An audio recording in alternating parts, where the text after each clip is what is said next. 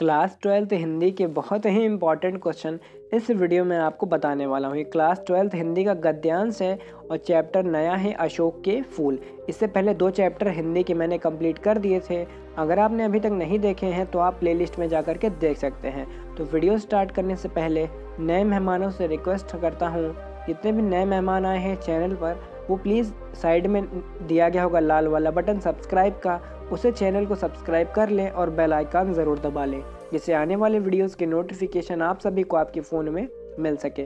दोस्तों, सबसे पहले हमें गद्यांश पढ़ना होता है क्योंकि ये गद्यांश पोर्शन है दोस्तों। तो गद्यांश पढ़ने के बाद हम 5 प्रश्नों के उत्तर देते हैं दोस्तों। तो गद्यांश देख लेते हैं। भारतीय साहित्य में और इसलिए जीवन में ...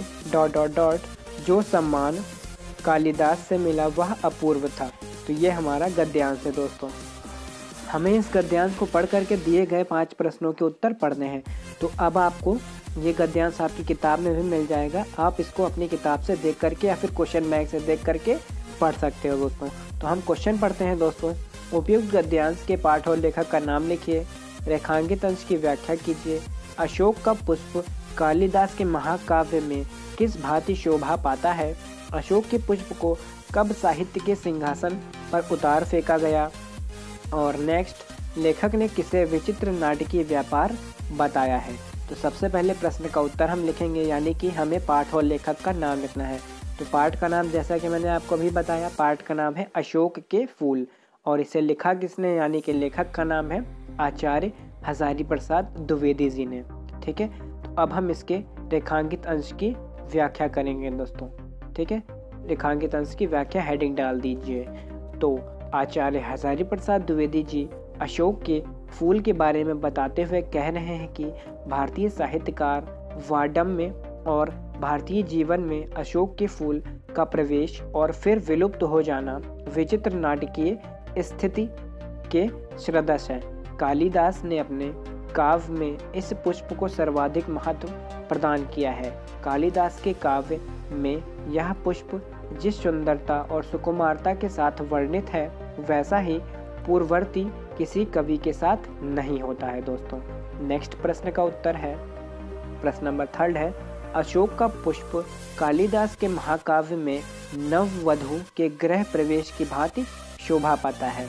नेक्स्ट प्रश्न का उत्तर है, अशोक का पुष्प मुसलमानी सल्तनत की प्रतिष्ठा के साथ साथ ही साहित्य के सिंहासन से चुपचाप उतार फेंका गया। और नेक्स्ट प्रश्न का उत्तर है, लेखक ने भारतीय साहित्य और भारतीय जीवन में अशोक के पुष्प के प्रवेश और निर्गम को विचित्र नाटकीय व्यापार बताया है। तो यहाँ तक कि आपको एक गद्यांश कंप्लीट कर देना है और ये गद्यांश आप अपनी किताब या फिर क्वेश्चन बैंक में देख करके पढ़ सकते हो या फिर PDF डाउनलोड कर सकते हो, link is in the description. दोस्तों, अब हम नेक्स्ट गद्यांश की तरफ चलते हैं। बहुत ही इम्पॉर्टेंट गद्यांश। इस गद्यांश को अगर आप मिस करोगे तो समझ जाओ कि यूपी बोर्ड में आपने 4 नंबर गंवा दिए हैं दोस्तों। तो प्लीज़ गद्यांश मत इग्नोर कीजिएगा, बहुत इम्पॉर्टेंट है। तो चलते हैं। कहते आते हैं कि दुनिया बड़ी भुलक्कर है, केवल उतना ही याद रखती है जितने से उसका स्वार्थ सदता है, बाकी को फेंक कर आगे बढ़ जाती है। शायद अशोक से उसका स्वार्थ नहीं सदा, क्योंकि उसे वह याद रखती। सारा संसार स्वार्थ का अखाड़ा ही तो है। तो अब हम इसको पढ़ लिए हैं। अब हम 5 प्रश्न पढ़ेंगे। उपयुक्त गद्यांश और पाठक लेखक का नाम लिखिए। रेखांकित अंश की व्याख्या कीजिए। अशोक को विस्मृत करने का आधार किसे माना गया है। लेखक ने दुनिया किस तरह का व्यवहार बताया है और स्वार्थ का अखाड़ा किसे कहा गया है। ठीक है, तो अब हम इसके पहले क्वेश्चन का उत्तर लिखेंगे। तो पाठ का नाम था अशोक के फूल, लेखक का नाम था आचार्य हजारी प्रसाद द्विवेदी। और नेक्स्ट प्रश्न का उत्तर है रेखांकित अंश की व्याख्या।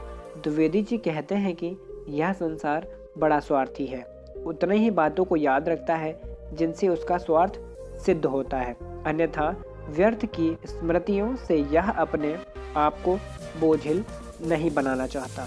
यह उन्हीं वस्तुओं को याद रखता है जो उसके दैनिक जीवन की स्वार्थ पूर्ति में सहायता पहुंचाती है। बदलते समय की दृष्टि में अनुपयोगी होने से यदि कोई वस्तु अपेक्षित हो जाती है तो यह उसे भूलकर आगे बढ़ जाता है। बात बिल्कुल सही कही है यहाँ पे लेखक ने। ठीक है, थर्ड प्रश्न के उत्तर की तरफ चलते हैं। अशोक को विस्मृत करने का आधार स्वार्थ वृत्ति को माना गया है। ठीक है, नेक्स्ट प्रश्न का उत्तर, लेखक ने दुनिया के व्यवहार को इस तरह का बताया है कि यह केवल उतना ही याद रखती है जितने से इसका स्वार्थ सधता है, बाकी को फेंक कर आगे बढ़ जाती है। नेक्स्ट प्रश्न का उत्तर है, सारे संसार को स्वाद का अखाड़ा कहा गया है। तो यहाँ तक कि मैंने जो आपको गद्यांश बताए इनको बिना भी इग्नोर मत कीजिएगा। तो प्लीज़ इनका PDF ज़रूर डाउनलोड कर लीजिएगा। PDF link is in the description. PDF का लिंक डिस्क्रिप्शन में दिया गया है, तुरंत जा करके आप डाउनलोड कर सकते हैं। तो इस वीडियो को अगर आपने अभी तक शेयर नहीं किया है तो तुरंत वीडियो को शेयर कर दो। उत्तर प्रदेश का हर एक बच्चा इस वीडियो को देख सके और अपने अच्छे नंबर प्राप्त कर सके परीक्षा में। तो प्लीज़ शेयर कर दीजिएगा। और नए मेहमान आए हों अगर आप, तो साइड में लाल वाला बटन दिया गया होगा सब्सक्राइब का, उससे चैनल को सब्सक्राइब कर लो और बेल आइकन ज़रूर दबा लो, ताकि आने वाले वीडियोस के अपडेट्स आप सभी को आपके फ़ोन में मिल सके। तब तक के लिए टेक केयर, बाय बाय।